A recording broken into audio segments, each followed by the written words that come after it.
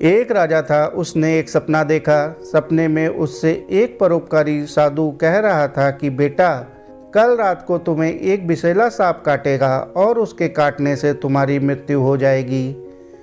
वह सांप अमुक पेड़ की जड़ में रहता है। वह तुमसे पूर्व जन्म की शत्रुता का बदला लेना चाहता है। सुबह हुई, राजा सोकर उठा और सपने की बात सोचकर अपनी आत्मरक्षा के लिए क्या उपाय करना चाहिए इसे लेकर विचार करने लगा। सोचते सोचते राजा इस निर्णय पर पहुंचा कि मधुर व्यवहार से बढ़कर शत्रु को जीतने वाला और कोई हथियार इस पृथ्वी पर उपलब्ध नहीं है। उसने सर्प के साथ मधुर व्यवहार करके उसका मन बदल देने का निश्चय किया।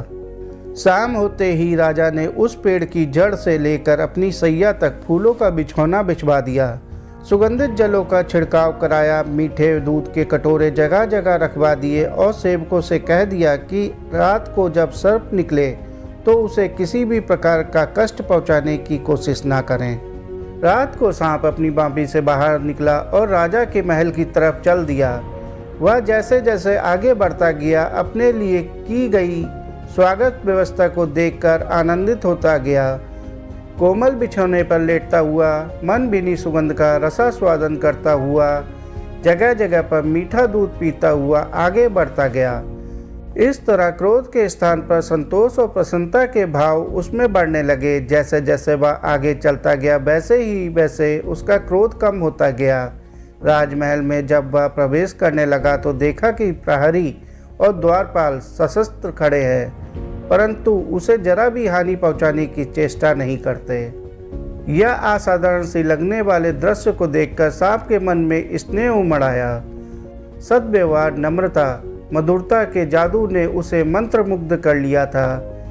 कहाँ वह राजा को काटने चला था, परंतु अब उसके लिए अपना कार्य असंभव हो गया। हानि पहुंचाने के लिए आने वाले शत्रु के साथ जिसका ऐसा मधुर व्यवहार है, उस धर्मात्मा राजा को काटूं तो किस प्रकार काटूं, यह प्रश्न के चलते वह दुविधा में पड़ गया। राजा के पलंग तक जाने तक सांप का निश्चय पूरी तरह बदल गया। उधर समय से कुछ देर बाद सांप राजा के शयन कक्ष में पहुंचा।